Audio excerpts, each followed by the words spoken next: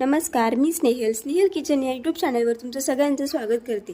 आज आपण महाराष्ट्राची पारंपरिक आणि विदर्भाची स्पेशल मोदकची आमटी किंवा मोदकची भाजी कशी बनवायची ते पाहणार आहे।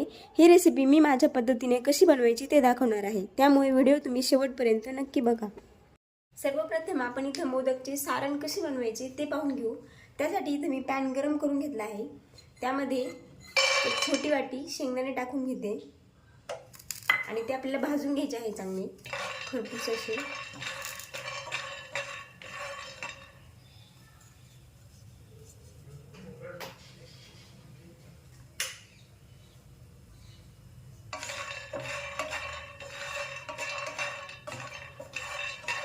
दोन ते तीन मिनिट आपल्याला शेंगदाणे चांगले खरपूस असे भाजून घ्यायचे आहे। हे बघा, शेंगदाणे आपले इथे चांगले भाजून झाले आहे, काढून घेते मी। आणि त्याच पॅन मध्ये आपल्याला 2 चमचे तीळ टाकायचे आहे, पांढरे तीळ, आणि ते देखील भाजून घ्यायचे आहे चांगले।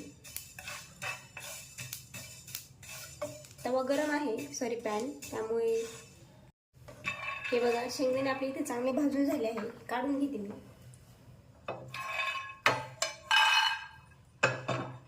त्याच पॅन मध्ये आपल्याला 2 चमचे तीळ टाकायचे आहे, पांढरे तीळ। पॅन आपल्या इथे गरम आहे त्यामुळे तीळ लगेच भाजले जातात। त्यामध्येच आता मी 1 चमचा खसखस टाकून घेते आणि ती पण एखादा मिनिट आपल्याला भाजून घ्यायची आहे। हे बघा, याचा इथं कलर चेंज झाला आहे आपल्या तिळाचा आणि खसखसचा। हे मी काढून घेते।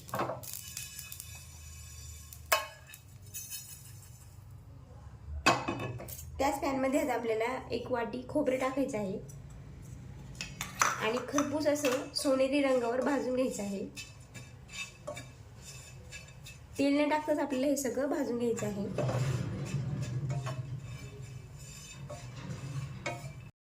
हे बघा, खोबरं देखील आपल्या इथं भाजून झालं आहे। असं या हलकेसे सोनेरी रंगावर आपल्याला खोबरं भाजून घ्यायचं आहे। खोबरं चांगलं भाजलं की आपल्या सारणाला टेस्ट खूप छान येते, त्यामुळे तेल न टाकताच आपल्याला असं खरपूस असं भाजून घ्यायचं आहे खोबरं। मी आता हे खोबरं एका प्लेटमध्ये काढून घेते आणि आपल्याला त्याला थंड करून घ्यायचं आहे। आपलं खोबरं इथे थंड होतंय आणि आपले तीळ, शेंगदाणे आणि खसखस हे देखील थंड झालं आहे। आता मी एका मिक्सरच्या भांड्यामध्ये घेते आणि आपल्याला हे बारीक करून घ्यायचे आहे, एकदम फाईन पेस्ट बनवून घ्यायची आहे। हे बघा, इथे मी आपली ही शेंगदाणे, तीळ आणि खसखसाची पावडर करून घेतली आहे। तसंच आपल्या इथे खोबरं देखील थंड झालं आहे। आपल्याला हे थोडंसं कुस्करून घ्यायचं आहे, म्हणजे आपलं सारण आहे त्याला चांगलं स्ट्रक्चर येतं। हे बघा, याप्रमाणे मिक्सरमध्ये बारीक करायचं नाही आपल्याला, त्याने खूप ते असं तेलकट होतं, त्यामुळे हातानेच कुस्करून घ्यायचं आहे। त्यामध्ये ही जी मी तीळ, शेंगदाणे आणि खसखसाची पावडर तयार करून घेतली आहे ती याच्यामध्ये टाकायची।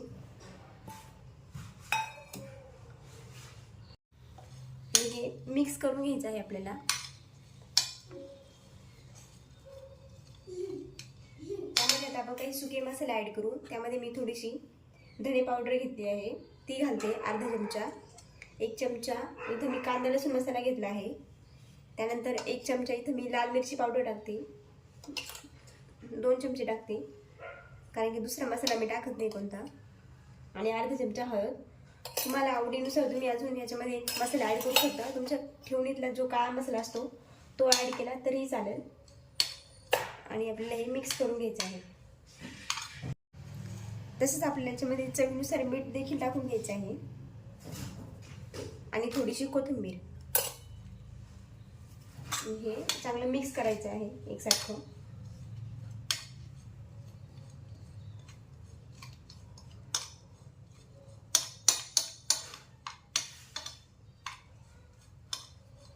हे बघा, इथे या प्रकारे मी चांगलं हे असं मिक्स करून घेतलं आहे एकसारखं। याचा वास खूप छान सुटलेला आहे। आपल्या इथे मोदकचं सारण तयार झालं आहे। आता आपण पुढची प्रोसेस बघून घेऊ।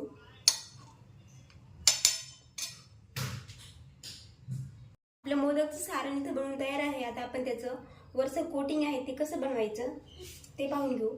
त्यासाठी इथे मी 1 वाटी बेसन पीठ घेतलं आहे आणि 1 छोटी वाटी गव्हाचं पीठ घेतलं आहे। गव्हाचं पीठ आपल्याला जास्त घ्यायचं नाहीये, प्रथम मी ताटात टाकून घेते आणि एक छोटी वाटी गव्हाचं पीठ आहे ते पण टाकून घेते. त्यातच आपल्याला थोडंसं चवीपुरतं मीठ टाकून घ्यायचं आहे. अर्धा चमचा मी इथं लाल मिरची पावडर टाकते आणि पाव चमचा फक्त हळद टाकून घ्यायची आहे. हे चांगलं मिक्स करून घ्यायचं आहे आपल्याला आणि आपल्याला त्याचं घट्टसर पीठ मळून घ्यायचं आहे मोदक बनवण्यासाठी. परंतु लक्षात ठेवा आपलं हे इथं बेसन पीठ जास्त प्रमाणात घेतलं आहे त्यामुळे पाणी खूप कमी लागेल. कमीत कमी पाण्याचा वापर करून आपल्याला हे पीठ मळून घ्यायचं आहे.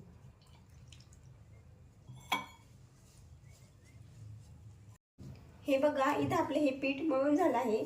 शेवट मी इथं एक चमचा तेल टाकून पिठाला एकसारखं करून घेतलं आहे.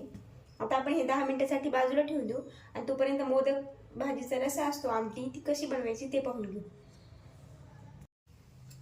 मोदकची आमटी बनवण्यासाठी आपल्याला जो मसाला तयार करून घ्यायचा आहे त्यासाठी पॅनमध्ये मी 1 चमचा तेल टाकला आहे. त्यामध्ये मी हा कांदा असा उभा स्लाइड करून घेतला आहे. तो आपल्याला परतून घ्यायचा आहे.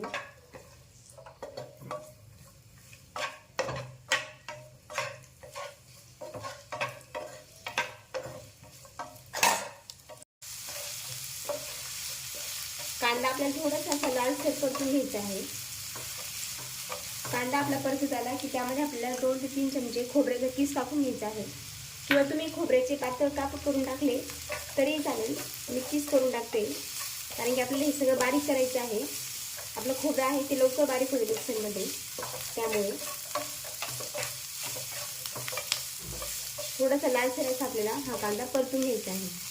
त्यातच मी 8 ते 9 लसूण पाकळ्या आणि 1 इंच आल्याचा तुकडा टाकते. ते देखील परतून घ्यायचं आहे 1 मिनिट.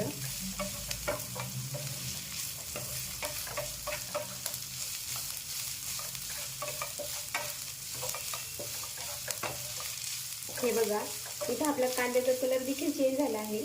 कांदा मी चांगला परतून घेतला आहे. आता मी गॅस बंद करते आणि 2 ते 3 मिनिटे हे थंड करून घेते.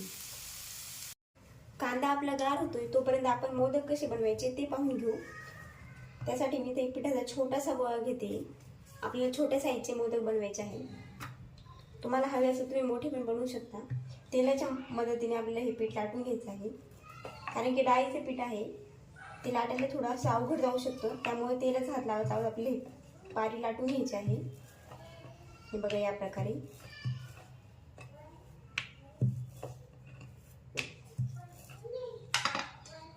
त्यामध्ये सारण भरून घ्यायचं आहे आपल्याला.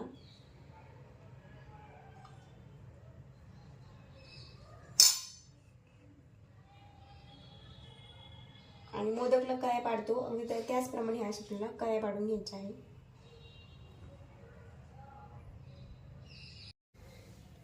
हे बघा इथं आपला हा मोदक तयार आहे. असे छोटे छोटे मोदक मी आपले बाकीचे सगळे करून घेते.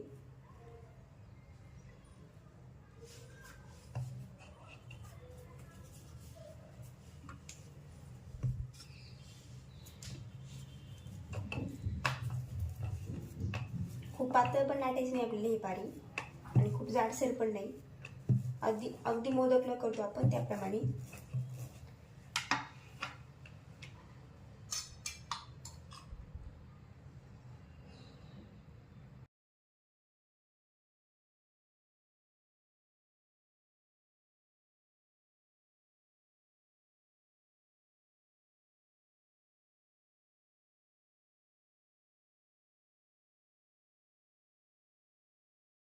हे बघा इथं मी आपले हे सगळे मोदक तयार करून घेतले आहे.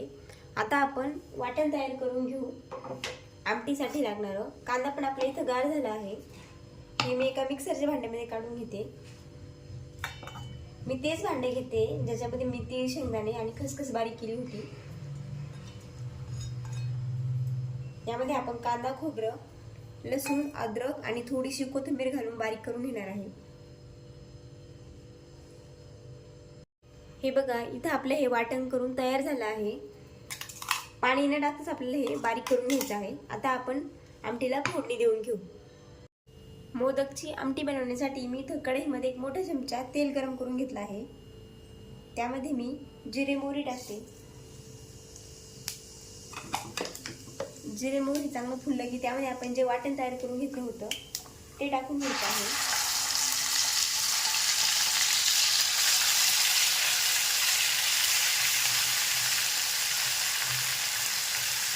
आणि परतून घ्यायचं आहे चांगलं.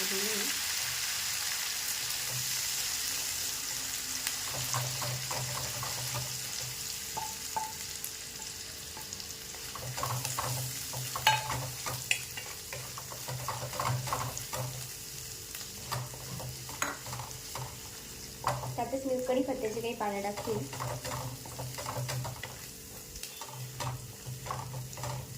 आणि हे वाटण आपल्याला चांगलं परतून घ्यायचं आहे त्याचा कच्चेपणा जाऊपर्यंत.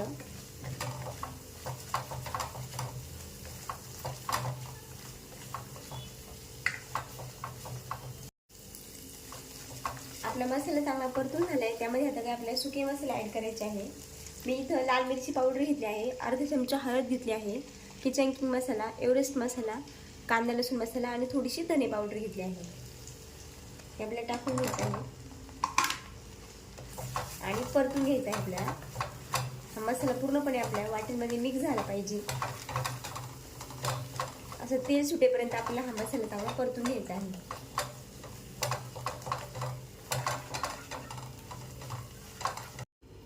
तुम्ही इथं पाहू शकता आपल्या मसाल्याला चांगलं तेल सुटलं आहे. म्हणजे आपण जे सुके मसाले टाकले ते आपल्या वाट्यामध्ये चांगले मिक्स झाले आहे. त्यामध्ये मी आता चवीनुसार मीठ टाकून घेते, थोडीशी कोथिंबीर आणि हे परतून घ्यायचं आहे आपल्याला.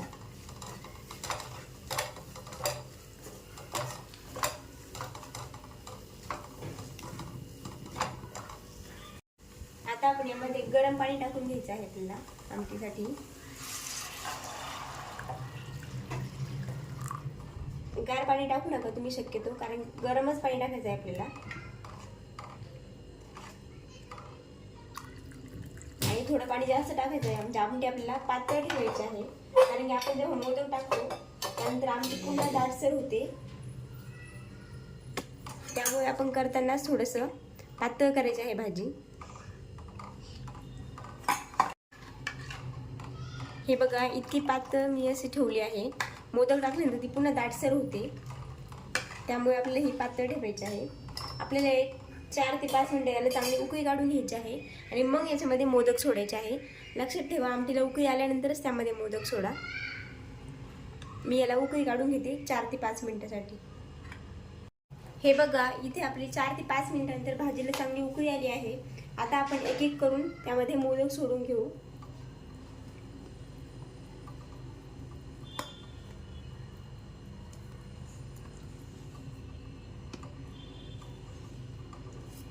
आणि मोदक शिजेपर्यंत आपल्याला ही भाजी शिजून घ्यायची आहे, म्हणजे उकळून घ्यायची आहे. हे बघा इथे आपले हे मोदक भाजीमध्ये चांगले शिजले आहे. ते ओळखायचे कसे की इथं असा खड्डा पडतो मोदकवर, म्हणजे समजायचं आपलं मोदक शिजले आहे. आणि मोदक फुलून देखील आले आहे. भाजी पण बघा तुम्ही अशी दाटसर झाली आहे आपली आमटी ही. तुम्हाला ही माझी रेसिपी कशी वाटली, आवडली असेल तर चॅनलला नक्की सबस्क्राईब करा.